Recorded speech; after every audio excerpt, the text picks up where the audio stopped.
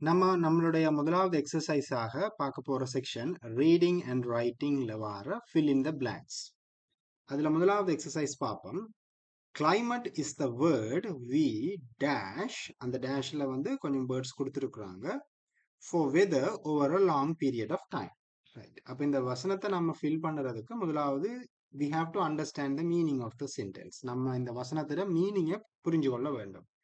Right. அதுல என்ன சொல்றாங்கன்னா climate is the word. நம்ம climate என்ற வேர்டை வந்து அன்றாடம் வாழ்க்கையில யூஸ் பண்றோம் கன இடங்கள்ல. climate சூடா இருக்குது, climate சரியில்லை அப்படின்னு சொல்லி வர ஒரு ஒரு ஒரு ஒரு காலநிலையை ஒரு சூழ்நிலையை குறிச்சு காட்டுறதுக்கு நம்ம பாவிக்கிற சொல்லி இந்த climate. ஸோ பார்ப்போம்.